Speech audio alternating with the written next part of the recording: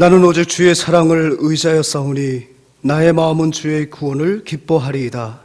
내가 여호와를 찬송하리니 이는 주께서 내게 은덕을 베푸심이로다. 이는 주께서 내게 은덕을 베푸심이로다. 아멘. 찬송하겠습니다. 찬송가 3장입니다.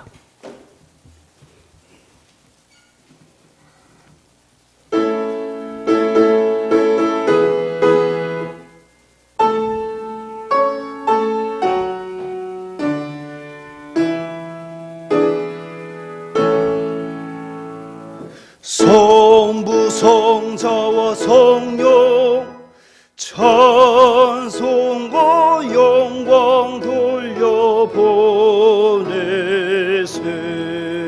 대초로 지금까지 또 영원 무궁토록 성삼위께 영광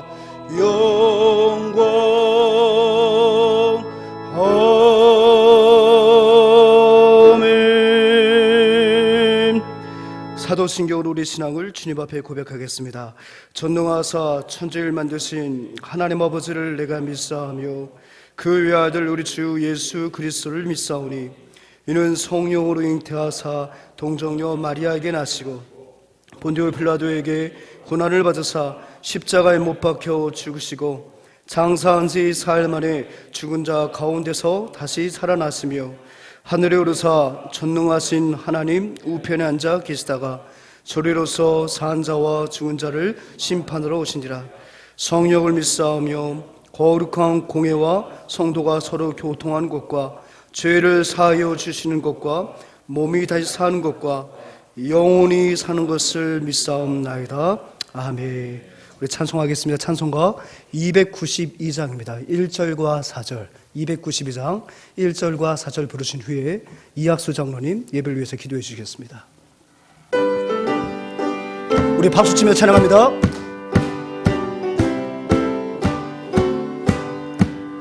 주 없이 살 수 없네 죄인의 구주여. 그 귀한 몸의 피로 날 구속하소서. 구주의 사랑으로 흘리신 보혈이 내 소망 나의 위로 내 영광 됩니다.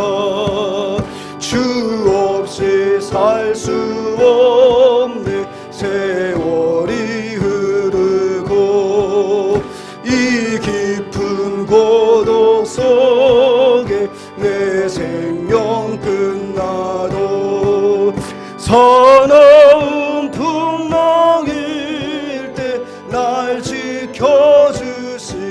아멘. 내 곁에 계신 주님. 우리 다시 한번 찬양합니다. 사나운 풍랑일 때 사나운 풍랑일 때 날 지켜주시니. 아멘. 내 곁에 계신 주님 늘. 우리 천천히 다시 찬양하며 사나운 풍랑일 때 사나운 풍랑일 때 날 지켜주시니. 내 곁에 계신 주님 늘 힘이 됩니다.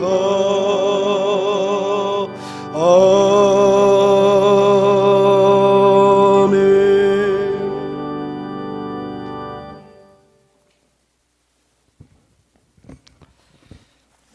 기도드리겠습니다.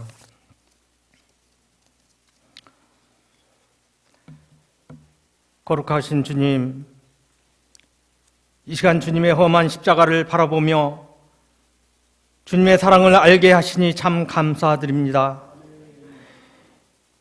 예수님의 고통과 절규가 얼룩진 십자가 위에 저희 죄와 정욕의 덩어리를 엉켜 있음을 고백합니다. 주님, 이 시간 주님의 험한 십자가를 바라보며 주님의 사랑을 알게 하시니 참 감사드립니다. 예수님의 고통과 절규가 얼룩진 십자가 위에 저희 죄와 정욕의 덩어리를 엉켜 있음을 고백합니다. 주님, 이 시간 주님의 험한 십자가를 바라보며 주님의 사랑을 알게 하시니 참 감사드립니다. 저희 죄를 용서하여 주시옵소서.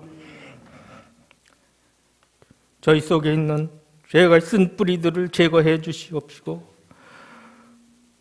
주님을 위해 옥합을 깨뜨려 항유를 쏟아부은 마리아처럼 온 마음으로 주님께 신령과 진정으로 예배드리는 저희들 모두가 되게 해 주시옵소서.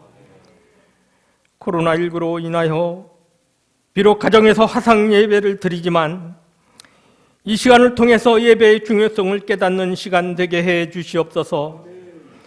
전 세계가 불안해하며 많은 생명들이 죽어가고 있습니다.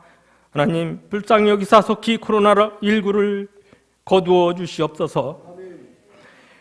특별히 기도하옵기는 이 나라 민족을 불쌍히 여기사 더 이상 바이러스가 확산되지 않게 하시고, 이 코로나19를 통해서 이 나라가 더더욱 기도하는 국민들이 많게 하시고, 이 나라부터 바이러스가 소멸되게 하시고, 이 나라의 우상들과 이단 세력들, 동생의 잘못된 모든 것들이 다 소멸되어 믿음의 국가로서 바로 서는 이 나라 되게 해 주시옵소서.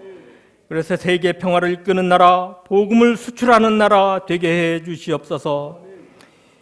이번 4월 15일은 국회의원 선거가 있습니다. 하나님, 두려워하며 거짓과 불신을 버리고 하나님 앞에서 정의와 정직으로 나라를 위해 헌신할 수 있는, 하나님께 기도하며 경제를 이끌 수 있는 국회의원을 뽑게 해 주시옵소서. 특별히 기도하옵기는 우리 주님교회를 사랑하시는 하나님 감사합니다. 비록 이 시간 가정에서 예배를 드리지만 가정이 평탄하게 하시고, 환난을 벗어나 근심이 없고 행복한 가정, 믿음의 하나 되어 가정 건강한 가정이 되어서 선한 일에 부유한 가정들 되게 해 주시옵소서.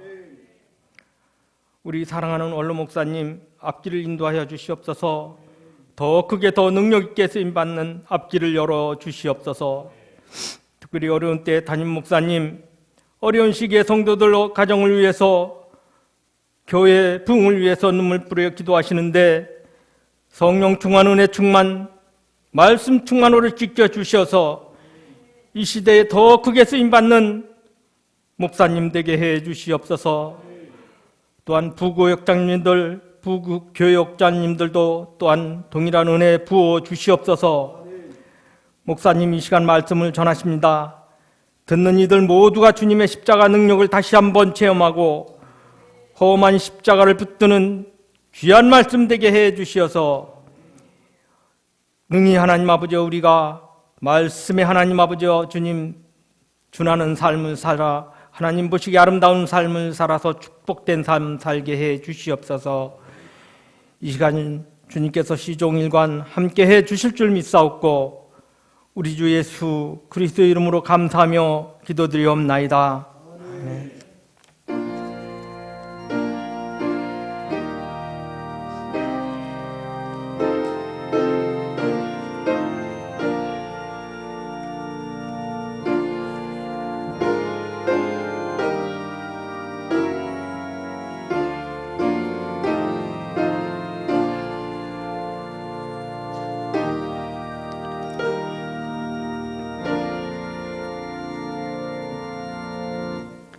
이 시간 우리 심원택 집사님, 여진희 집사님, 이희선 집사님, 강영화 집사님으로 구성된 우리 특별 중찬단 준비한 귀한 찬양 하나님께 올려드리겠습니다.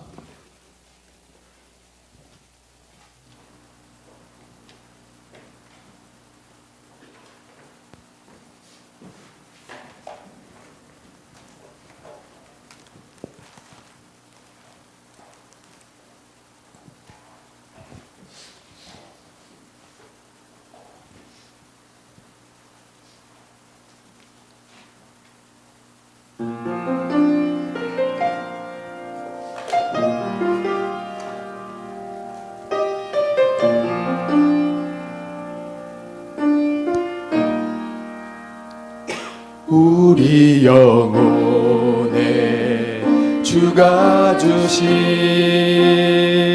꺼지지 않는 빛인데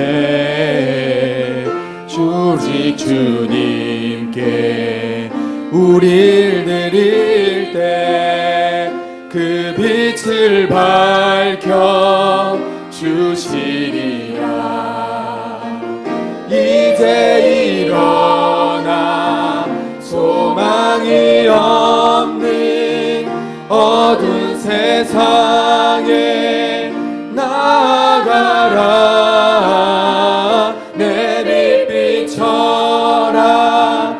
모두 알도록 빛을 들고 세상으로 빛을 들고 세상으로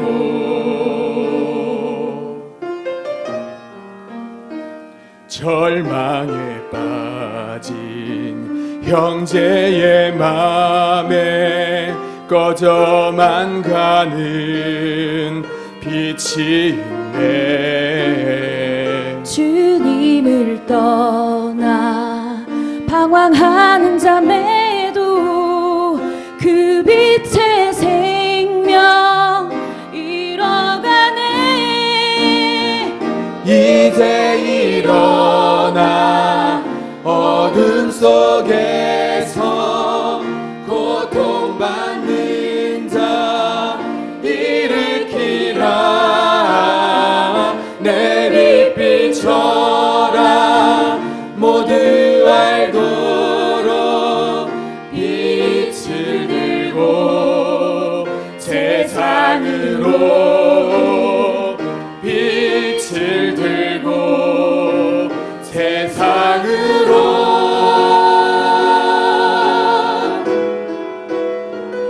우리 맘속에 밝게 빛나는 주를 향한 사랑 빛이 있네. 그 빛 모아 주께 기도드릴 때 응답하시리. 진실하게 이제 일어나 연약한 자를 그들의 아픔 감싸주라. 내 빛 비춰라. 모두 알도록 빛을 들고 세상으로 이제 일어나 소망이 없는 어두운 세상에 나아가라. 내 빛 비춰라. 모두 알도록 빛을 들고 세상으로 빛을 들고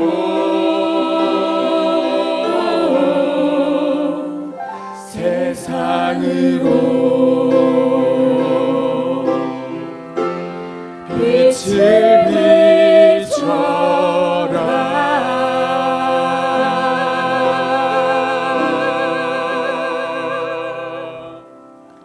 할렐루야. 네, 은혜로운 찬양 감사합니다. 이 시간 교회 소식 전하겠습니다. 4월은 이제 4월 첫 주가 됐죠. 4월은 전파의 달입니다. 4월은 전파의 달. 시편 96편 2절을 4월 중에 우리가 암송하도록 하겠습니다. 같이 암송 한번 해보겠습니다. 시작. 여호와께 노래하여 그의 이름을 송축하며 그의 구원을 날마다 전파할지어다. 시편 96편 2절 말씀. 아멘. 예, 주일 예배를 드리고 계신 우리 성도님들 주님의 이름으로 축복합니다. 여러 가지로 어려운 시간들을 우리가 보내고 있지만 예배를 기뻐하는 여러분들에게 새 힘과 은혜를 우리 거룩하신 하나님께서 충만하게 주실 줄 믿습니다. 우리 카메라 한번 앉아 계신 우리 회중들을 한번 비춰주시겠어요?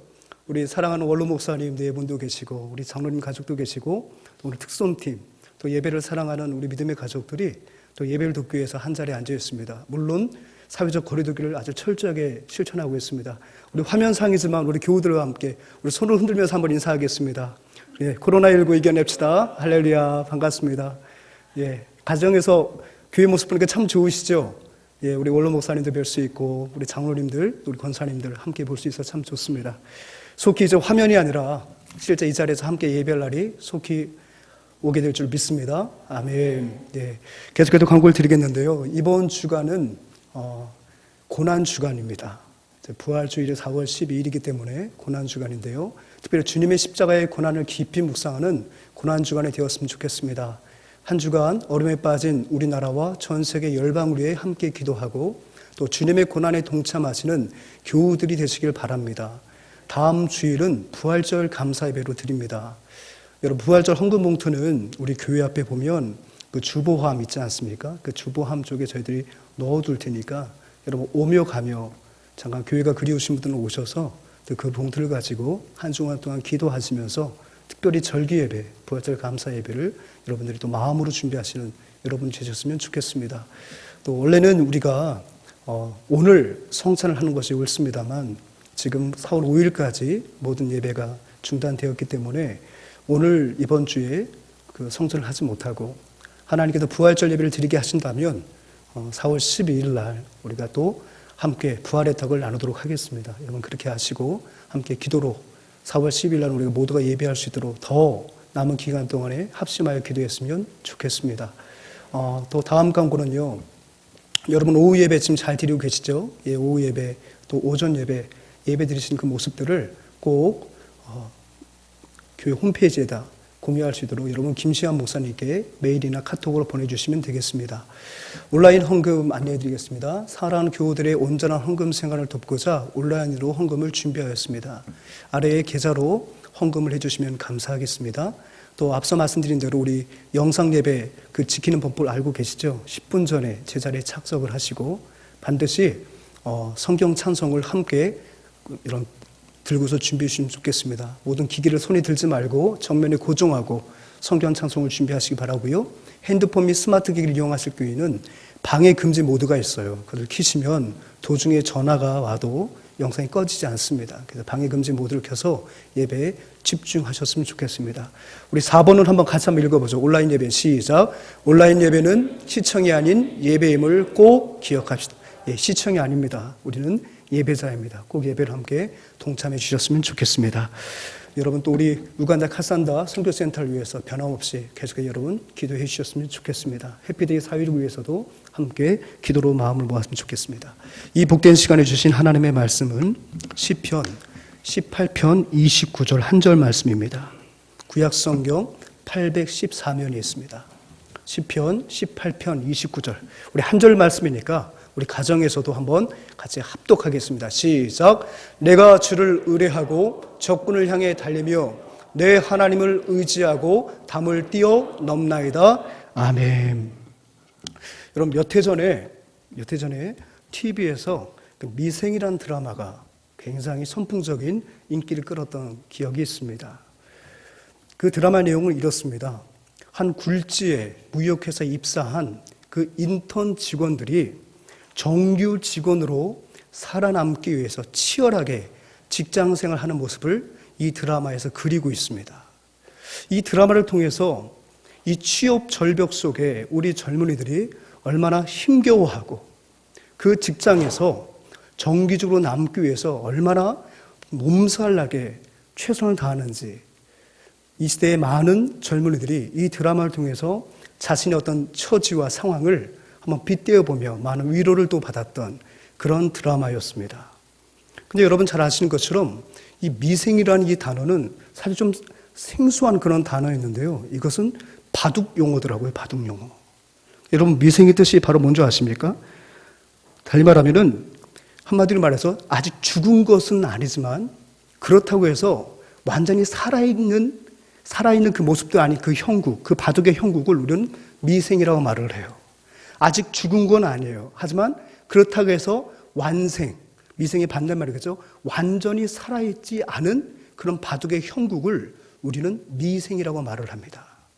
그러니까 아직 정규 직원이 되지 못한 인턴 직원을 아주 완생하지 못한 정규 직원이 되지 못한 그런 바둑 용어 미생에 빗대어서 그 인턴 직원의 그 애달픔과 그 직원이 살아남기 위해서 직장에서 몸부림치는 것을 이 미생이라는 이 바둑용어로 다 담아내고 있는 거죠. 결국 그 바둑판에서 살아남지 못하면 사석이 되면 그 바둑판에서 제거가 되는 것처럼 일정 기간 동안에 정기적으로 채용되지 못하면 결국 직장에서 빼냄을 받을 수밖에 없는, 나올 수밖에 없는 그런 절박한 상황을 이 미생이라는 바둑용어가 대신하고 있는 겁니다. 그러고 보니까 우리가 일상 속에서 관용어처럼 사용하는 용어 가운데에는 제법 바둑용어가 참 많더라고요. 여러분, 어떤 바둑용어를 우리가 일상의 언어로 관용적으로 사용할까요? 우리가 포석을 깔아두었다 할 때 그 포석도 알고 보니까 바둑용어예요. 바둑용어. 그것이 바로 그가 실패를 가져온 패착이었다. 이 패착이란 말도 우리가 잘 쓰잖아요. 그죠? 이 패착도 바둑용어입니다. 또 우리가 바라는 헤드라인 뉴스가 하나 있어요. 그죠? 코로나19도 종식되기에 초읽기에 들어갔다. 빨리 이런 헤드라인이 떴으면 좋겠습니다. 그죠?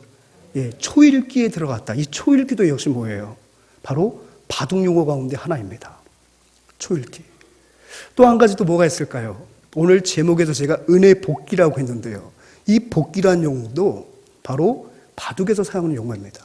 그 뜻을 우리 같이 한번 읽어보죠. 시작. 바둑에서 한 번 두고 난 바둑의 판국을 비평하기 위하여 두었던 대로 다시 처음부터 놓아봄. 그러니까 뭐냐면 일단 대국을 맞췄습니다. 맞췄는데 그것을 다시 한번 그 바둑의 그 판국을 다시 비평하기 위해서, 다시 분석하기 위해서 그대로 잠시 전에 끝났던 그 대국을 그대로 바둑알을 그대로 옮겨 놓는 것. 그게 바로 복기라는 뜻이에요. 복기. 그러니까 예를 들어서 그 대국에서 진 사람은 반드시 복기를 합니다. 어느 수가, 나의 어느 수가 패착이었는지, 이긴 사람의 어느 수가 바로 승패를 가르는 최고의 신의 한 수였는지, 그것을 분석함을 통해서 또다시 그 사람과 대국을 할 때에는 패착을 반복하지 않고 그 사람의 수를 읽기 위해서 다시 한번 그대로 그 바둑을 두면서 그 바둑판을 비평하는 것. 이게 바로 복기라는 거예요. 여러분 학교 다닐 때 복기 정도는 아니었지만 오답 노트 같은 거 한번 기입해 보셨습니까? 시험이 끝나고 나면 선생님들 가운데 일부는 반드시 오답 노트를 만들라고 하셨어요. 그냥 시험 끝난 걸로 끝나는 게 아니라 내가 오답을 했다면 왜 그것이 내가 오답을 낼 수밖에 없었는지 그것을 다시 한번 되짚어 보라는 거예요. 그래서 이후에 그와 비슷한 출제 유형의 문제가 나왔을 때는 이번에는 오답으로 틀리지 말고 반드시 정답을 적으라는 뜻에서 오답 노트를 꼭 만들도록 하였습니다. 그것도 보면 일종의 뭐예요? 복기예요. 복기예요. 사랑하는 여러분, 오늘 본문은 다윗의 인생 복기입니다. 다윗이 모든 원수로부터, 특별히 사울로부터 모든 압제에서 하나님께서 그를 자유케 하셨던 그때에 지난날의 모든 자신의 그 험난했던 과거를 되짚어보는 가운데 오늘의 이 은혜를 주신 그 하나님의 은혜를 복기하는 것이 바로 오늘 시편 18편의 내용이란 얘기죠. 오늘 본문의 내용은 사무엘하 22장의 내용과 병행구를 이루고 있습니다. 여러분 시편 18편 1편에 있는 1절에는 우리 표제어를 같이 한번 읽어봤으면 좋겠습니다. 시작. 여호와의 종 다윗의 시, 인도자를 따라 부르는 노래. 여호와께서 다윗을 그 모든 원수들의 손에서와 사울의 손에서 건져주신 날에 다윗이 이 노래의 말로 여호와께 아뢰어 이르되. 다윗에게 인생 가운데 수많은 대적들이 있었어요. 근데 그 수많은 대적 중에서 가장 다윗을 힘들게 했던 대적은 누가 뭐라고 해도 사울이었습니다. 그가 17세에 그가 사무엘을 통해서 기름 부음을 받았다고 성경에서 말하고 있거든요. 그가 헤브론의 반쪽짜리 이스라엘 왕이 될 때가 30세입니다. 그러니까 대략적으로 13년 동안 사울로부터 엄청난 핍박과 압박을 받아왔어요. 그런데 그 하나님께서 그 모든 환난과 핍박 속에서 특별히 사울의 그 압제와 박해 가운데에서 이 다윗을 건져주신 그날에, 다윗에게 은혜를 베풀으신 그날에 다윗이 그 지난날 하나님이 함께 하셨던 그 은혜를 복귀하며 시편 18편을 지었다는 얘기입니다. 그러니까 여러분, 시편 18편은 다윗의 인생 복귀요, 조금 더 조려본다면 그 인생 가운데 함께 하신 하나님의 은혜를 복귀한 내용이 바로 시편 18편의 시라는 얘기예요. 저와 여러분들이 오늘 이 시편 18편을 함께 상고하는 가운데 우리 가운데 함께 하셨던 그 하나님의 은혜를 복귀하는 귀한 시간이 되었으면 좋겠습니다. 그렇다면 이 다윗이 하나님의 은혜를 복귀하는 가운데 고백할 수 있는 그 하나님, 그가 하나님의 은혜를 복귀하는 가운데 자신의 인생을 복귀하고 그 가운데 하나님의 은혜를 복귀하면서 고백하는 그 하나님은 어떤 하나님입니까? 바로 나의 힘이 되신 하나님으로 그는 복귀하고 있더라는 거예요. 나의 힘이 되신 하나님. 여러분, 18편 1절 말씀 우리 같이 한번 읽어봅니다. 시작. 나의 힘이신 여호와여, 내가 주를 사랑하나이다. 나의 힘이신 여호와여, 내가 주를 사랑하나이다. 하나님의 은혜를 복귀하는데 첫 번째 떠오르는 단어가 이 다윗에게 있어서는 나의 힘이신 여호와라는 얘기예요. 나의 힘이신 여호와. 여러분들은 어떤 것을 힘으로 삼고 계십니까? 한국인들은 밥심으로 산다. 밥 힘으로 산다고 해서 한국인들은 이 밥을 또 힘으로 삼는다. 그런 용어들을 우리가 많이 쓰잖아요. 어떤 인생들은 도울 힘이 없는 방백을 의지합니다. 도울 힘이 없는 방백을 나의 힘으로 여기고 살아간다는 얘기예요. 어떤 인생은 칼과 단창을 자신의 힘으로 여깁니다. 자식이 가지고 있는 무기, 권력, 재력, 이것을 힘으로 여긴다는 거예요. 오늘날에는 여러분들을 지키는 것이, 여러분을 지키는 힘이 뭐라고 말합니까? 마스크다란 말을 하죠. 그죠? 지금 유럽과 저 서방 세계가 무서운 속도로 지금 이 확진 환자가 늘어나고 있는데 그 가운데 그 주요 원인이 뭔가 봤더니 그들은 전통적으로 문화적으로 이 마스크 하는 걸 굉장히 터부시한대요. 병든 자나 범죄인들이 마스크를 한다는 그 의식이 강하다 보니까 웬만하면 마스크를 안 하려고 한다고 합니다. 근데 이제 자꾸 확산이 되고 그래도 우리 한국은 그것을 잘 극복하고 있는데 그 원인이 무엇인가 봤더니 마스크 착용이라는 거예요. 그래서 이제 미국도 전 국민들에게 마스크를 착용하는 것을 권장한다. 그런 이야기를 우리가 계속해서 미디어를 통해서 보고 있잖아요. 그러니까 오늘날의 많은 사람들은 이 마스크를 힘으로 삼는 그런 경우도 있어요. 근데 여러분 오늘 저 그림 보십시오. 제가 지난번에도 한번 소개한 적이 있는데 마스크 모양이지만 우리는 마스크를 의지하는 것이 아니라 우리의 힘은 마스크가 아니라 바로 무엇입니까? 적에 세워진 God, God, 하나님이십니다. 아멘.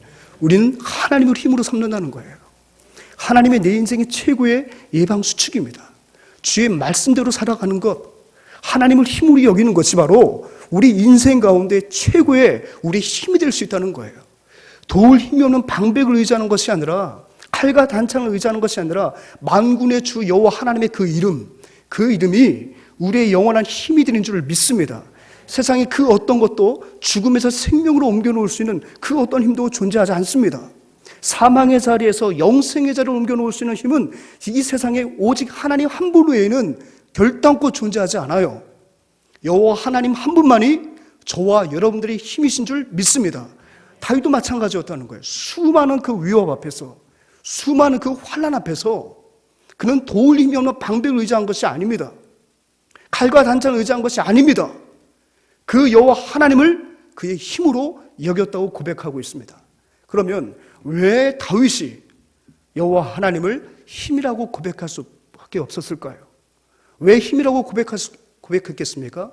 왜 다윗이 여호와만이 나의 힘입니다라고 고백했을까요? 그것은 하나님이 다윗 가운데 행하신 역사가 분명했기 때문에 그래요. 첫 번째는 어떻게 해요? 하나님께서는 다윗을 지키시는 하나님이었습니다. 나를 지키시는 하나님이 나를 지켜주시기 때문에 여호와는 나의 힘입니다라고 고백하게 되는 겁니다. 여러분 2절 말씀을 한번 같이 한번 읽어봅니다. 시작. 여호와는 나의 반석이시요 나의 요새시요 나를 건지시는 이시요 나의 하나님이시요 내가 그 안에 피할 나의 바위시요 나의 방패시요 나의 구원의 뿌리시요 나의 산성이시로다. 아멘. 여러분, 여기서 보니까 여호와를 무엇으로 지금 비유하고 있어요? 여호와는 나의 반석이다. 여호와는 나의 요새시다. 여호와는 나를 건지시는 이시다. 그는 나의 반석이요 나의 방패시요 나의 산성이라고 고백하고 있어요. 여러분 보십시오. 여기서 요새, 그죠? 또 피할 바위, 방패, 구원의 뿔, 나의 산성, 이것은 바로 무엇을 말합니까? 전쟁에서 나와 함께 싸우는 우리 모든 아군을 지키기 위한 최상의 방어 무기예요. 여러분 사무엘상 18장 5절을 보게 되면 다윗에 대해서 이렇게 소개하고 있습니다. 다윗에 대해서 어떻게 소개하냐면 다윗은 사울이 보내는 곳마다 가서 지혜롭게 행하며 사울이 그를 군대의 장으로 삼았더니 온 백성이 합당히 여겼고 사울의 신하들도 합당히 여겼더라. 이 다윗은요 전쟁에 능한 사람이었어요. 왜냐하면 사울이 그를 군대의 장으로 삼았거든요. 전쟁을 잘하는 거예요. 가는 곳마다 승리를 거두고 옵니다.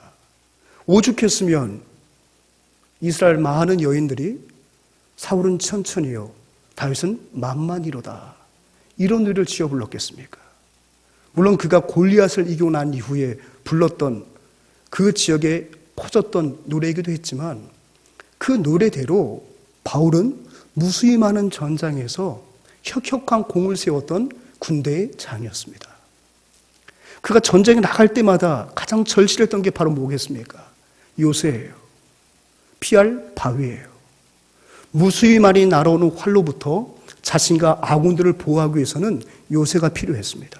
그러니까 전쟁에 능했던 이 다윗에게 있어서 산성, 피할 바위라는 것은 오늘 전쟁을 경험하지 못한 우리가 이해하는 것보다 더 하나님께서 그와 밀착되어 있었다는 것을 아주 선명하게 보여주는 그런 뭐예요? 고백의 용어가 되는 겁니다. 1996년도는 제가 이제 군생활을 할 때였습니다. 근데 그때에 여러분 잘 아시는 것처럼 저 동해바다 강릉에 그 무장 공비들이 잠수함을 타고 침투했어요. 원래는 작전을 마치고 다시 북으로 돌아가는 중에 이 잠수함이 기관 고장이 난 거예요. 어쩔 수 없이 승조원들이 그 잠수함에 내려서 그 인근 야산으로 도망하다가 그 지역을 지나가는 택시 운전사에게 발각이 됩니다. 그래서 소위 말하면 대간첩 작전이 그때부터 펼쳐지게 된 거예요. 우리 아군들도 많은 피해를 입었습니다. 그때 저희 부대도 그 작전에 투입이 됐어요. 저는 포병이었기 때문에 제가 직접 교전하는 그 위치는 있지는 않았습니다만 계속 수색을 하는, 야간에 수색을 하는 아군을 돕기 위해서 주기적으로 조명탄을 쏴줬습니다. 근데 이제 전역을 하고 보충대에 모여보니까 그 대간첩 작전에 투입이 되었던 제 동기들을 만날 수가 있었어요. 왜냐하면 그때 제 동기들의 계급이 상병 마루봉부도 병장까지 있었거든요. 그 작전이 굉장히 오래 걸렸습니다. 상병 마루봉 때 그 일이 터졌고 저희가 병장을 달고 그 모든 것이 끝났어요. 수개월 동안. 그러다 보니까 이 분대장으로서 거의 교전에 참여했던 그런 동기들을 많이 만날 수가 있었어요. 얘기를 들어보니까요, 이렇게 얘기를 하더라고요. 한 번의 실전이 100번의 연습보다 훨씬 낫다는 거예요. 헬기 레펠을 타고서 그들이 산을 수색하는데 총소리가 나면 어떤 생각을 하냐면 다음엔 내가 어느 바위 뒤에 내 몸을 숨겨서 내가 저 적의 총탄으로부터 나를 보호할 수 있을까? 그것만 생각한다는 거예요. 훈련할 때 약진 앞으로 하면 그냥 살살살살 뛰고 살살살 엎드렸는데 그런 게 필요 없더라는 거예요. 머리를 총알에 날아들고 총소리가 온 산을 울리니까 살아남아야겠다는 그 생각을 가지고 진군을 할 때 내가 다음에는 어떤 지형지물에 내 몸을 엄폐를 해야 내가 날아드는 총알보다 나를 지킬 수가 있을까? 그것이 간절하더라는 거예요. 그래서 자기 앞에 열보 앞에 바위가 있으면 거기를 있는 사정없이 뛰어가서 그 바위에 숨는다는 거예요. 여러분 이렇게 전쟁을 한번 경험한 사람에게 있어서 피할 바위라는 것은요 정말 생명과도 같은 것입니다. 그러니까 지금 다윗이 여호와 하나님은 나를 지키시는 하나님이십니다 하면서 지금 18장 2절에서 18편 2절에서 지금 저와 여러분들이 읽었던 그 비유를 지금 소개하고 있잖아요. 나의 반석이십니다. 나의 요새십니다. 나를 건지시는 이십니다. 나의 피할 바위십니다. 나의 방패가 되십니다. 나의 산성이 되십니다. 이것은 그에게 있어서 아주 절대적으로 필요한 것이었다는 거예요. 무엇을 느낄 수가 있습니까? 환난 가운데 있는 자신과 하나님이 원거리 있지 않아요. 다윗이 고백하는 것은 그 하나님이 나의 고난의 현장에 함께 하셔서 날아드는 모든 위협으로부터 때로는 피할 바위가 되어주시고 산성이 되어주시고 방패가 되어주셨다는 거예요.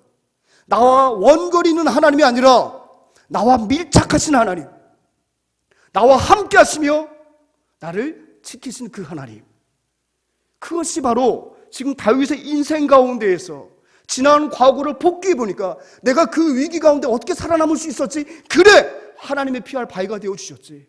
내가 그날 그 무수히 쏟아진 그 환난과 고통 속에서 내가 어떻게 살아남을 수 있었지? 그래! 하나님이 나의 산성이 되어주셨지. 이와 같이 지금 고백하고 있더라는 거죠.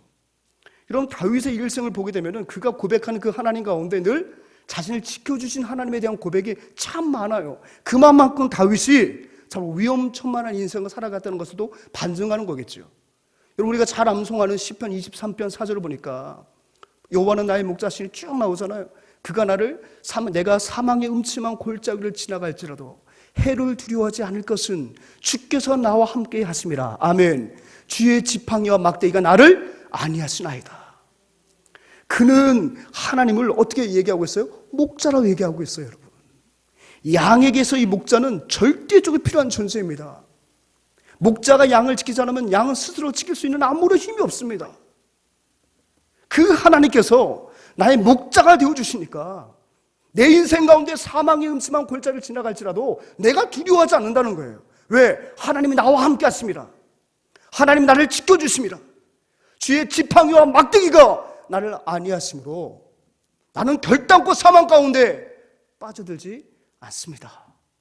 나를 지키시는 그 하나님, 바로 그 하나님이 다윗에게 힘이 되신 하나님이었다는 거예요. 저와 여러분들의 인생 가운데서도 고백할 수 있는 하나님이 지키시는 하나님 아니십니까? 지금까지 하나님이 여러분 지켜주신 거예요. 얼마나 무수히 많은 사망의 위험과 고통이 우리 주변에 정말 널려 있습니까? 다윗은 말하고 있습니까? 삶과 죽음의 사이는 한 걸음 차이라고 말을 해요. 그 순간 때문에, 그 순간 하나님께서 나를 지켜주지 않았으면 나는 죽을 수밖에 없는 거예요. 제가 신대원에 다닐 때 아버님께서 많이 아프셨기 때문에 신앙 기숙사는 잡아놨지만 늘 수시로 교회를 와서 새벽 예배를 인도하고 다시 새벽 일찍이 양지에 있는 학교를 가야만 했습니다. 그런데 우리 교회 성도들은 제가 바로 아침 8시부터 시작하는 대학원 수업으로 해서 새벽 예배가 끝나면 바로 의정부에서 차를 끌고 저 용인까지 가야 하는 것을 우리 성도님들은 다 아셨어요. 그래서 새벽 5시에 이제 새벽 예배 끝나고 나면, 기도 끝나고 나면 대개 우리 성도님들은 전도사님이 학교를 가야 되니까 5시 50분 정도 하면 얼른 기도를 마치고 가세요. 빨리 학교 가라고. 저도 그 시간에 출발을 해야 합니다. 그런데 타교에서 오시는 분들이 그걸 몰라요. 그래서 아주 마음 놓고 기도하세요. 누가 문 잠궈줄 사람이 있는 것도 아니고. 그럼 저는 그분이 기도 끝날 때까지 기다리고 있어야 되는 거예요. 근데 그날 유난히 그 다른 교회 다니시는 권사님이 기도를 오래 하시는 거예요. 저분 빨리 기도 끝나야 제가 문 잠그고 가는데. 근데 결국 한 6시 20분쯤 가셨어요. 그러니까 제가 이제 황급히 일어나가지고 교회 막 문을 잠고 가려고 차로 운전을 딱 그 운전대를 잡았는데, 집에 제가 뭘 두고 온 거예요, 또. 그래서 집에 가가지고 그걸 챙겨갖고 가는데 마음속에 왜 이렇게 분이 일어난지 모르겠어요. 나는 왜 이렇게 살아야 되나? 학교 좀 편하게 다니면서 공부만 몰입을 해도 참 힘든 판에 내가 왜 이렇게 살아야 되지? 하는 생각이 화가 막 치미는 거예요. 그래서 저희 아내가 미안하고 좀 안쓰러우니까 조심해서 가라고 하는데 제가 듣는 둥 마는 둥 부해나고 화가 나가지고 말도 안 하고 시동을 켜고 진짜 있는 속도를 다 내서 학교를 가고 있었습니다. 학교를 가다가 이렇게 가다가 늦을 것 같아서 새 길로 빠져서 국도로 막 달려가고 있는데 그 국도는 왕복 2차선 도로였어요. 커브길에서 속도도 줄이지 않고 전속력으로 돌고 있는데 반대편에서 역시 저와 같은 사람이 있었어요. 그 사람도 속도를 줄이지 않고 커브길을 도는데 저하고 완전히 정면 충돌을 할 뻔했습니다. 근데 겨우 하나님의 은혜 가운데 그 사람도 저도 핸들을 급히 꺾는데 다치지 않고 그냥 싹 비껴간 거예요. 근데 그 순간에 제가 더 이상 운전을 할 수가 없었습니다. 어떤 생각이 들었냐면 내가 만약에 1초라도 더 이 커브길을 빨리 돌았더라면 이거는 뭐 피할 수 없는 정면 충돌이었어요. 그 짧은 순간에 이제 나 끝났나 보다 그런 생각이 들 정도로 너무 제가 어떻게 할 수 없는 그런 순간이었습니다. 그래서 차를 세워놓고 하나님께 한참을 회개하고 울었어요. 하나님께서 제가 막 분을 내고 그거 조금 늦었다고 막 화를 내고 이렇게 달려왔는데 하나님께서 그 1초란 타이밍을 맞춰주지 않았다면 나는 벌써 죽었다. 그 생각을 하니까요. 제 마음속에 주체할 수 없는 하나님께 대한 그 죄스러움과 그 감사함이 더 이상 운전하지 못하도록 만들더라고요. 우리 하나님께서 여러분 그 짧은 순간에도 예측할 수 없는 그 짧은 순간에도 우리와 함께 하시기 때문에 모든 사망의 위험이 우리를 비껴가도록 만드셨고 그 모든 사망으로부터 저와 여러분들을 지키셨다는 것을 기억하시기 바랍니다. 그분이 나의 힘이 되신 분이세요. 두 번째, 그리고 왜 여호와 하나님을 그 은혜를 복귀 할 때 여호와 하나님은 나의 힘이라고 고백하고 있습니까? 바로 이 다윗의 모든 기도를 들으시는 하나님이었기 때문에 그래요. 들으시는 하나님. 6절 한번 같이 한번 읽어봅니다. 시작. 내가 환난 중에서 여호와께 아뢰며 나의 하나님께 부르짖었더니 그가 그의 성전에서 내 소리를 들으시며 그의 앞에서 나의 부르짖음이 그의 귀에 들렸도다. 그의 앞에서 나의 부르짖음이 그의 귀에 들렸도다. 여러분 보십시오. 내가 환난 중에 여호와께 아뢰며 우리의 기도는 때로는 하나님께 조용히 아뢰는 기도가 있을 수 있어요. 때로는 우리의 기도는 하나님께 부르짖는 기도가 필요할 때도 있어요. 많은 분들은 말합니다. 왜 크게 기도해야 됩니까? 작게 기도하면 되지. 물론 작게 기도할 수 있어요. 하지만 다윗도 말합니다. 어느 때는 내가 하나님께 나의 모든 형편을 자세하게 소상하게 아뢰는 기도가 있을 수 있어요.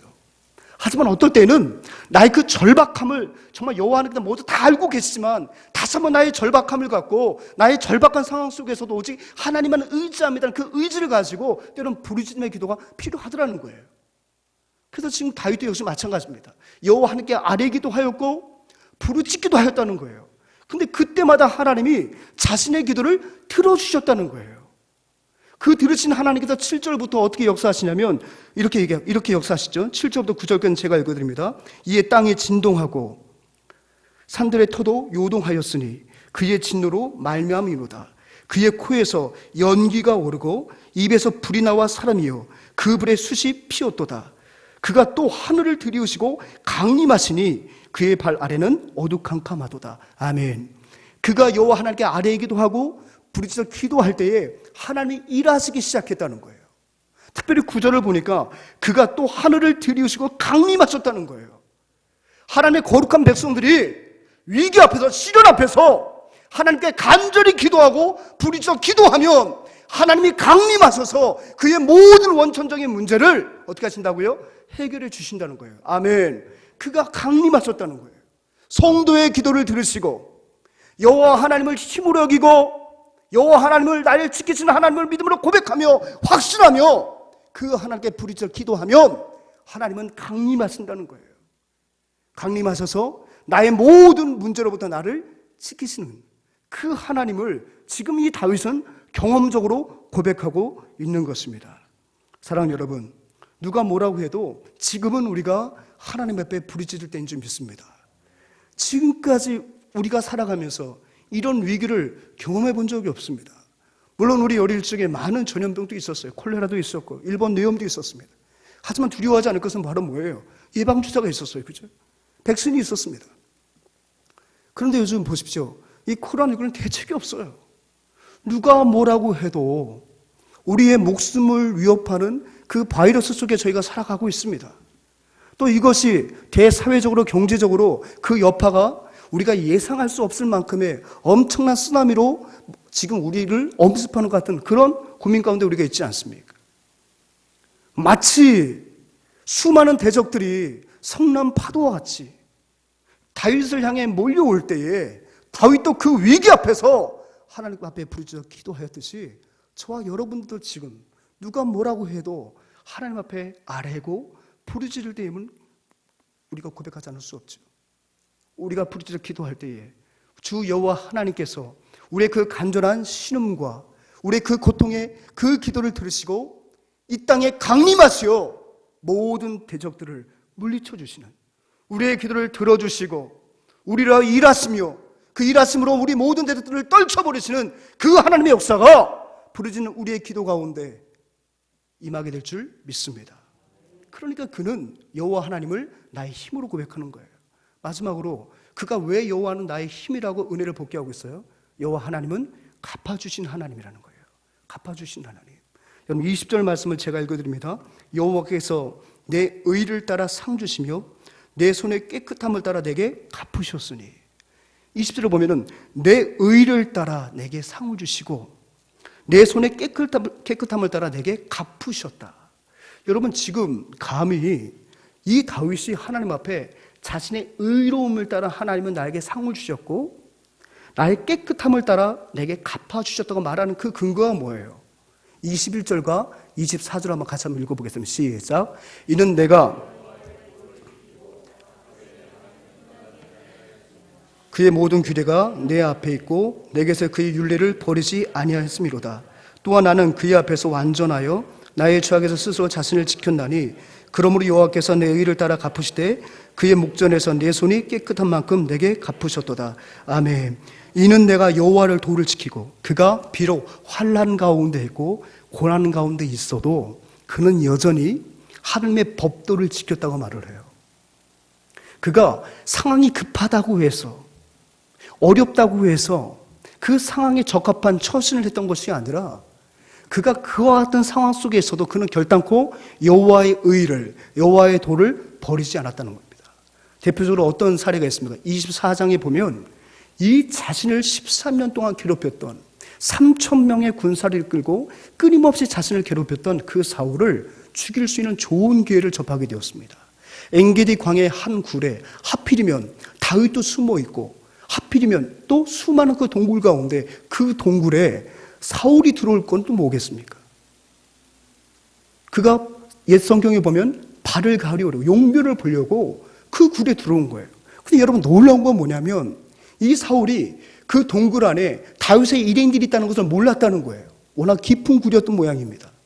근데 다윗은 무방비 상태에 있는 사울을 바로 뒤통수를 바라보고 있었어요. 바로 그 자리에서 그의 숨통을 끊어놓을 수 있었습니다. 근데 그는 하나님의 의를 따라 하나님의 도를 따라 결단코 원수를 갚지 않았어요. 또 여러분 28장에 보게 되면은 10광야에서 또다시 사울이 아브넬과 함께 무방비 상태로 그의 진영에서 자고 있는 모습을 보게 됩니다. 그때 다윗과 함께 했던 자가 이 자리에 나에게 명만 내리시면 내가 창으로 그의 심장을 관통하여 땅에 꽂겠다고 얘기를 해요. 그때 다윗이 또 이와 같이 그 사람의 제안을 거절하죠. 여러분 사무엘상 26장 9절 말씀 제가 읽어드립니다. 다윗이 아비새에게 이르되 죽이지 말라. 누구든지 손을 들어 여호와의 기름 부음 받은 자를 치면 죄가 없겠느냐 하고, 아비새가 말하는 거예요. 지금이라도 말씀 주시면 제가 이 창으로 이 사울의 심장을 관통하고 땅에 꽂아버리겠다고 얘기를 해요. 그때 다윗이 말하는 거죠. 하지 말라는 거예요. 누구든지 손을 들어 여호와의 기름 부음 받은 자를 치면 죄가 없겠느냐. 지금 다윗은 이것을 하나님께 고백하는 거예요. 자신에게 이런 기회가 있었음에도 불구하고 자신이 불의를 행하지 않았다는 거예요. 그것을 하나님이 어떻게 하셨다는 거예요? 보시고 기억하시고 자신에게 갚아주셨다는 거예요. 로마서 12장 21절을 보면 악에게 치지 말고 선으로 악을 이기라고 말씀하고 있습니다. 어떤 다급하고 궁급한 상황에서 모든 편법이 통용될 수 있고 정당화될 수 있는 그런 상황이었지만 다윗은 그것이 하나님 뜻이 아니고 나의 힘이 되신 여호와 하나님 뜻대로 이 고난과 고비 또한 그가 극복하기 위하여 그러한 불의함을 택하지 않았다는 거예요. 그것을 바로 하나님이 아시고 뭐라고요? 갚아주셨다는 사실입니다. 복음을 위하여, 하나님의 의를 위하여, 주님의 몸된 교회를 위하여 내가 분명히 행할 수 있는 여러 많은 자유가 있지만 그것을 내가 제한하고, 비록 더디 가는 것 같고 돌아가는 길 같지만 내가 주의 길을 온전히 따라갈 때 나의 힘이신 여호와는 나를 손해보게 하시는 것이 아니라 반드시 갚아주시는 의로우신 하나님이신 줄 믿습니다. 이것이 다윗이 고백하는 나의 힘이 되신 여호와였다는 거예요. 나를 지키시고 또 나의 기도를 들으시고 또 나에게 갚아주신 하나님, 나의 모든 억울함을 갚아주시고 내가 주께 행한 그 조그마한 의까지도 잊지 아니하시고 반드시 상 주신 그 하나님, 그 하나님이 계셨기에 다윗은 그 수많은 대적들 가운데 13년이란 짧지 않은 시간 가운데서도 그가 견딜 수 있었고 이길 수 있었다는 사실입니다. 그래서 그는 나의 힘이신 여호와라고 고백하고 있어요. 그럼 두 번째로 그가 왜 힘이신 여호와로 고백하고 있습니까?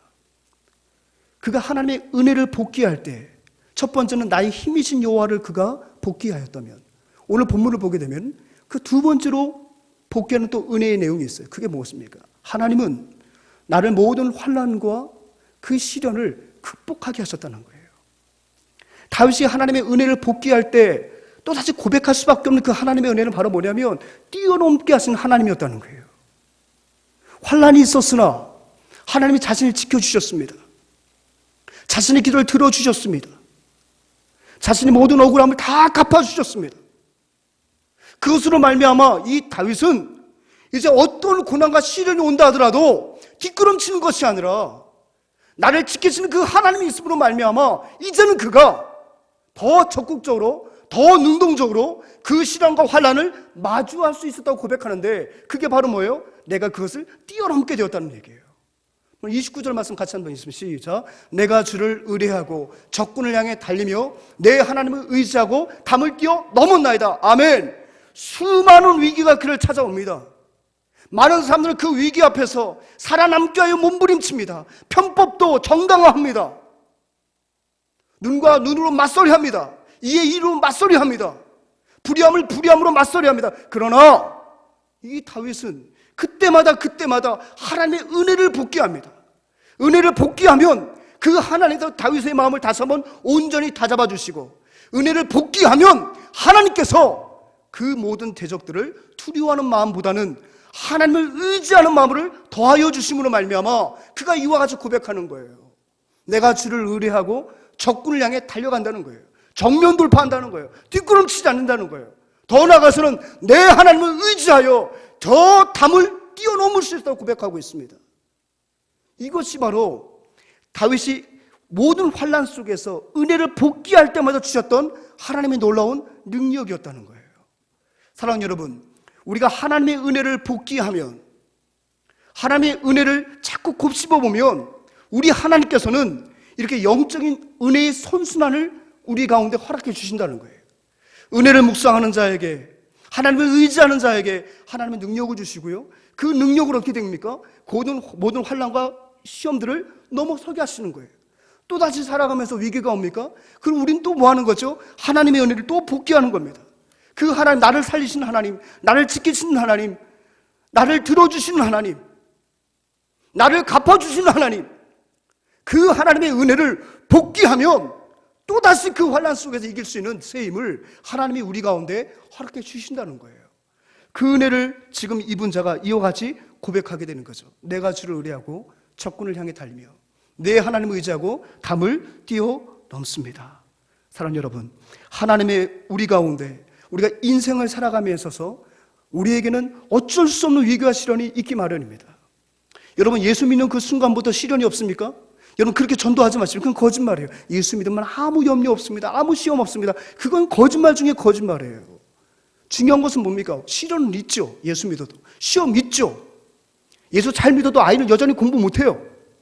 예수 믿는 순간 우리 아이가 성적이 오르면 정말 복음화율이 굉장히 높아질 거예요. 그죠? 하지만 예수 믿으면 무엇이 달라져요? 그 환난 이면에 있는 하나님의 놀라운 역사를 보는 눈들이 주어진다는 거예요. 예수 믿으면 그 환난을 더 이상 나를 죽이는 환난을 바라보는 것이 아니라 그 환난을 하나님의 뜻과 계획으로 받아들이게 되고 환난 너머에 있는 하나님의 인도하심을 바라볼 수 있는 그런 영적인 시선의 비거리가 자꾸만 늘어난다는 거예요. 아멘. 이것이 바로 우리에게 주는 은혜 아니겠습니까? 그러니까 보십시오. 따라서 우리는 인생 가운데 마주하는 그 환난 속에서 자꾸 우리는 복귀해야 돼요. 무엇을 복귀해야 돼요? 하나님의 은혜를 복귀하는 것입니다. 하나님의 은혜를 복귀하는 인생에게 하나님은 힘이 되어 주십니다. 그래서 다시 한번 그 시험과 환난을 넘어설 수 있는 은혜를 허락하신 줄 믿습니다. 여러분, 하나님의 은혜를 복귀하면 하나님이 여전히 나와 함께 하심을 우리가 깨달을 수가 있어요.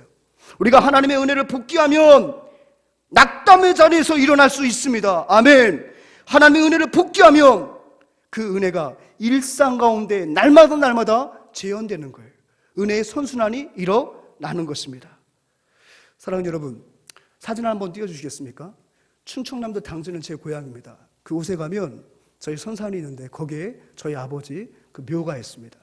묘는 없어요. 화장을 하고 그 유골을 저 아래 아버님 유언에 따라서 저 비서관에다 저희가 매장을 해두었습니다. 그래서 저희 아버님이 폐암으로 약 12년을 투병을 하셨습니다. 완치를 받으셨다가 13년 만에 재발을 하시고 재발하시고 1년 정도, 2년 정도 투병을 하시다가 이제 하나님의 부름을 받으셨습니다. 근데 재발하셨을 때는 이미 손을 쓸 수 없는 상황이었습니다. 너무너무 고통스러운 3개월을 보내셨습니다. 3개월을 보내시는데 그때마다 아버지께서 기도하실 때마다 먼저 항상 암송하셨던 말씀이 바로 시편 18편의 말씀이었습니다. 저를 위해서 기도하실 때도 항상 모든 기도의 첫 구절은 항상 시편 18편 1절이었어요. 아버지의 모든 험난한 목회 과정 속에서, 투병 과정 속에서 아버지를 붙들어 주셨던 그 말씀이 바로 시편 18편 말씀이었습니다. 항상 기도하실 때마다 나의 힘이 되신 여호와여.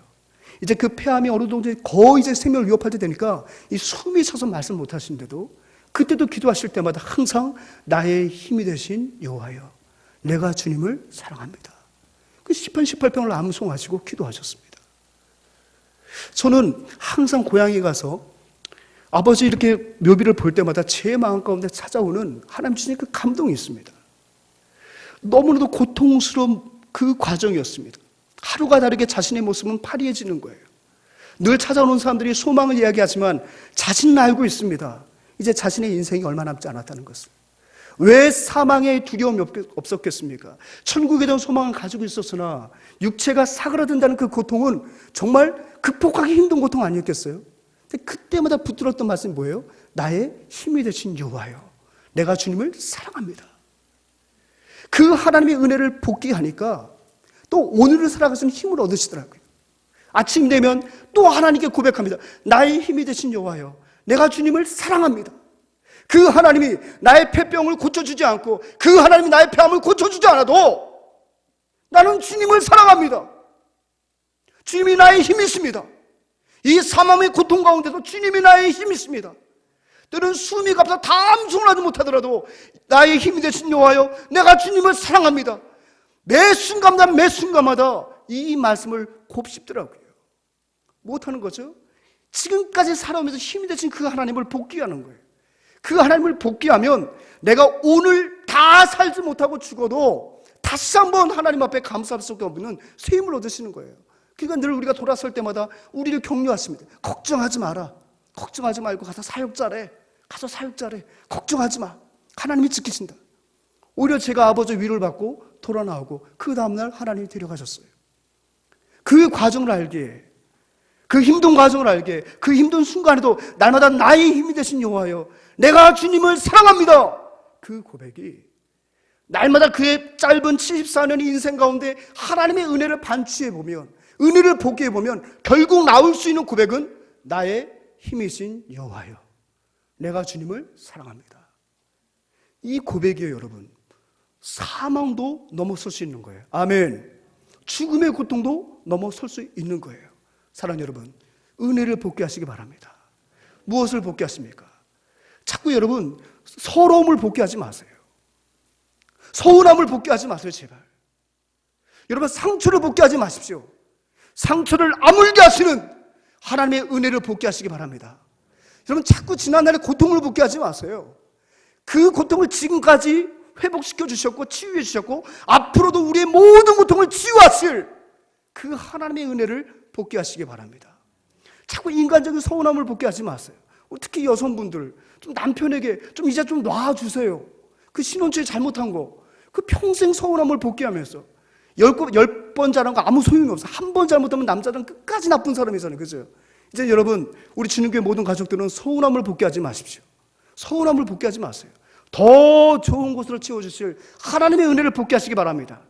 그러한 자에게 우리 하나님은 나의 힘이 되어주시고, 나의 방패가 되어주시고, 나의 산성이 되어주신다는 것을 기억하시기 바랍니다. 우리 교회 정문에 우리 사랑하는 성도님들, 그동안 교회를 못 나오신 분들은 우리 교회 정문에 지금 어떤 현수막이 있는지 알지 못하실 거예요. 우리 교회 현수막에, 그 정문에 이런 현수막이 있습니다. It's okay Korea. 그러면서 무엇을 어떤 한 아이가 기도하고 있는데요, 우리 역사 가운데 함께 하신 하나님의 은혜를 복귀하고 있습니다. 우리 대한민국에 얼마나 크고 작은 시련이 몰아왔습니까? 얼마나 많은 환란이 있었습니까? 얼마나 많은 국난이 있었습니까? 얼마나 많은 피폐함이 있었습니까? 얼마나 많은 핍절함이 있었고 가난함이 있었습니까? 하지만 그때마다 우리 하나님은 우리 대한민국을 지켜주셨습니다. 열강의 틈바구니 속에서 많은 믿음의 선조들의 피를 받으시고 그의 순교의 아름다운 재단을 받으셔서 어떻게 하셨어요? 이 나라를 지켜오셨다는 거예요. 이 코로나19도 우리 하나님께서 우리로 하여금 넘어서게 하실 줄 믿습니다. 그것을 뒷걸음치는 것이 아니라 어떠한 시련과 고난이 온다 할지라도 사랑하는 주님께 성도 여러분, 은혜를 복게 하신다면 이 다윗의 고백처럼 내가 주를 의지하여 적진을 향해 달리며 내 하나님을 의지하여 담을 뛰어넘었습니다. 은혜를 복게 하는 자에게 하나님이 이런 은혜를 변함없이 공급하여 주실 줄 믿습니다. 이 아이의 기도 소리 한번 듣고 싶지 않습니까? 한번 영사를 한번 듣고 우리 찬양하고 이 시간 마치겠습니다. 한번 틀어주시겠어요? 나라를 잃고 암흑에 놓였을 때도, 나라가 전쟁의 소용돌이 속에 빠졌을 때도, 나라의 국가 구도 위기가 닥쳤을 때도 대한민국을 일으켜 세운 힘은 기도였습니다. 오늘 우리는 그때의 간절한 마음으로 기도합니다. 코로나19 바이러스로 인해 아픔과 공포에 빠져있는 대한민국의 회복을 위해 늘 괜찮다고 위로하시고 치유하시는 하나님께 도성모아 기도합니다. 괜찮아, 대한민국.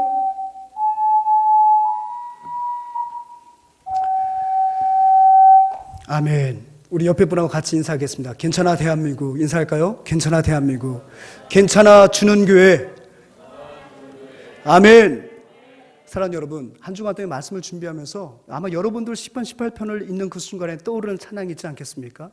나의 힘이 되신 여호와여, 내가 주님을 사랑합니다. 많은 사람들은 지금 이 고난을 복귀합니다. 지난날의 과거 속에 또다시 우리가 어려움에 빠지는 거 아닌가?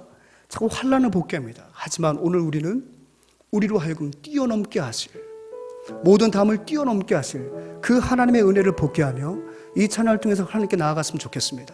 변함없이 여호와 하나님은 우리의 힘이 되어 주십니다. 변함없이 우리 하나님은 우리의 방패가 되어 주십니다. 우리 하나님은 주는 교회 모든 성도들의 산성이 되어 주십니다. 코로나19도 넘볼 수 없습니다.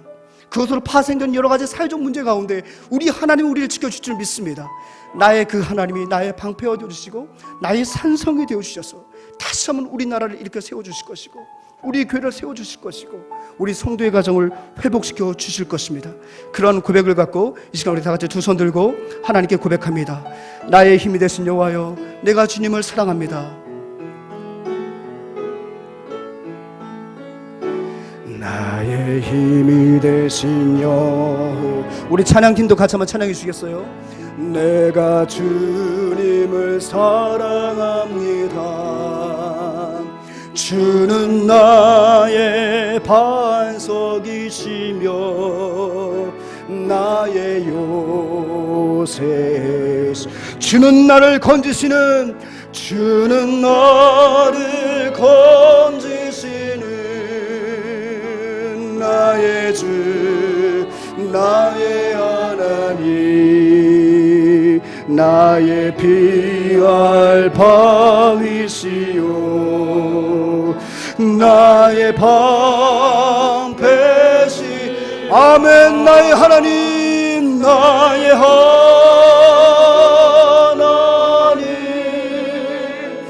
나의 하나님,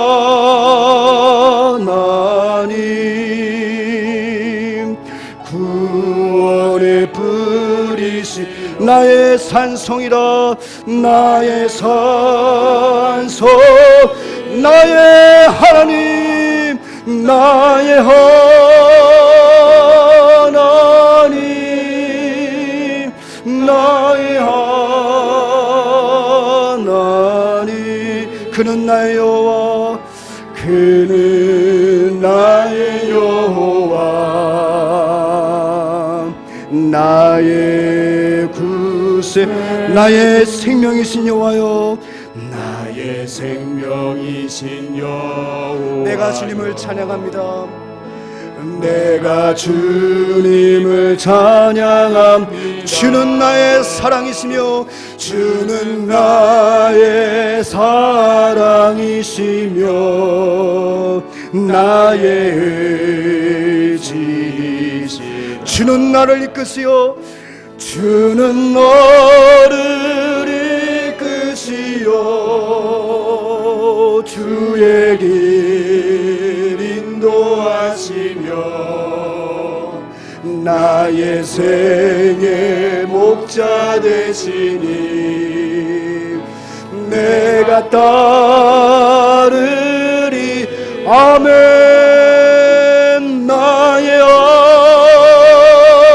하나님 나의 하나님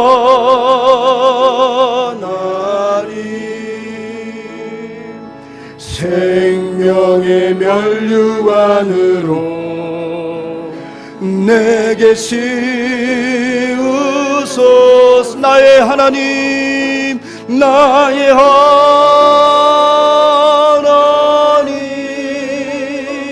나의 하나님 그는 나의 여호와 나의 하나님 나의 하나님 나의 하나님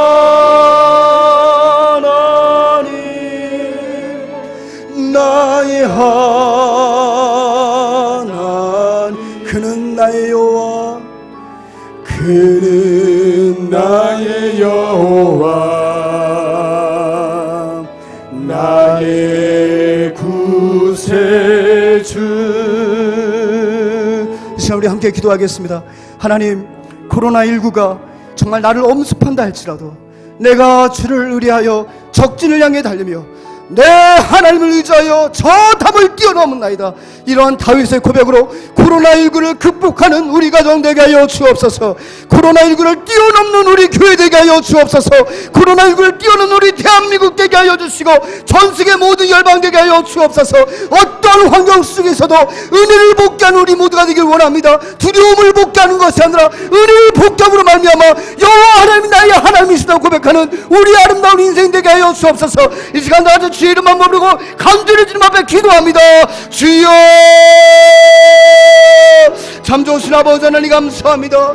우리 사랑하는 성도들의 한 주간의 삶을 지켜주시고 우리 사랑하는 모든 성도들의 인생 가운데 다가오는 모든 고난과 역경들로부터 우리를 지켜 보호해주시니 감사합니다. 우리의 간절한 기도를 들어주시고 우리의 모든 것을 갚아주신 아버지 하나님, 우리를 신화해 주신 하나님 아버지, 그분이 바로 나의 하나님이요 나의 여호와인 줄 믿습니다. 나로 하여금 모든 것을 뛰어넘게 하시는 그 하나님의 기에 우리는 오늘도 은혜를 생각하고 은혜를 복귀하며 주어진 삶 속에서 다시는 새 힘으로도 승리를 선포하며 나아갑니다. 아버지 하나님, 우리의 삶 가운데 왜 이리 많은 대적들이 있습니까? 왜 이리 많은 아버지 적군들이 있습니까? 우리의 신앙을 위협하고 우리의 삶을 위협하는 너무나도 많은 위험의 요소들이 있지만 주여 오늘 우리가 하나님의 은혜를 복귀하고 지금까지 나와 함께 지난 하나님의 은혜를 복귀함으로 말미암아 더 이상 그 모든 환난과 대적들을 두려워하지 않도록 인도와주시고 오늘 이 다윗의 고백처럼 내가 하나님을 의뢰하여 적진을 향해 달리며 내 하나님을 의지하여 담을 뛰어넘었습니다. 이것이 바로 은혜를 복귀한 우리의 최종적인 믿음의 선포가 되게 하옵소서. 아버지, 우리 주님의 모든 성도들 이 모든 환난을 뛰어넘게 하여 주시옵소서. 한국교회가 이 모든 환난을 뛰어넘게 하여 주시옵소서. 우리 대한민국이 이 모든 역경을 뛰어넘게 하여 주옵소서. 주시옵소서. 전 세계 모든 열방 하나님의 거룩한 백성들의 기도를 통하여서 믿음의 확신을 통하여서 우리가 또다시 이 모든 것을 넘어서서 하나님 고난 가운데 더 큰 일들을 펼쳐가시는 하나님의 놀라운 역사를 힘입는 우리 모두가 될 수 있도록 인도하여 주옵소서. 우리 주님의 모든 가족들 환난 속에 있습니까? 뛰어넘을 수 있는 능력을 주시옵소서. 은혜를 복귀할 수 있는 믿음을 허락하여 주시옵소서. 그리하여서 우리의 삶 속에서 우리의 상황 속에서 더 하나님을 높이 찬양하며 하나님을 존귀하게 하는 우리 모두가 될 수 있도록 하나님 도와주시옵소서. 나의 힘이신 여호와여, 내가 주님을 사랑합니다. 평생토록 이런 고백으로 살게 하여 주시옵소서.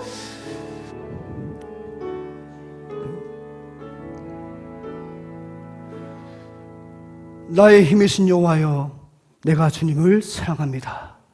나를 지켜주시고 나의 모든 간구를 들어주시고 나를 위해서 나의 모든 의를 기억하고 나의 모든 거룩한 행실을 갚아주시는 그 하나님께서 또한 모든 환난과 모든 위험의 요소들을 넘어서게 하실 줄 믿습니다.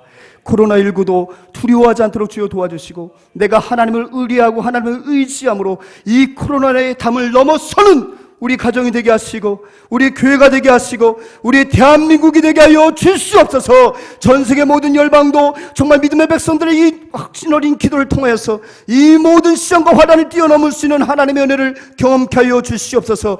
환난 가운데 두려움을 복귀하는 것이 아니라 실패를 복귀하는 것이 아니라 우리의 인생 가운데 날마다 은혜를 복귀함으로 말미암아 셈으로도 늘 승리하는 우리 주님께 모든 믿음의 가족들 될 수 있도록 역사하여 주시옵소서. 우리 주 예수 그리스도의 은혜와 우리 하나님 아버지의 끝을 잃어버리신 사랑하심과 성령 하나님의 교통하심과 함께하심이 여호와 하나님의 은혜를 복귀하여 적진을 향해 달리며 담을 뛰어넘을 수 있다고 고백하는 우리 모든 믿음의 교우들, 또 그와 같이 고백하며 이 땅 가운데 승리하기를 원하는 우리 모든 교우들의 심령과 가정에서 예배를 드리고 있는 모든 주님교회 가족들과 우리 한국교회와 전 세계 모든 열방의 믿음의 백성들의 심령 위에 이제부터 영원토록 함께 있을지어다. 아멘.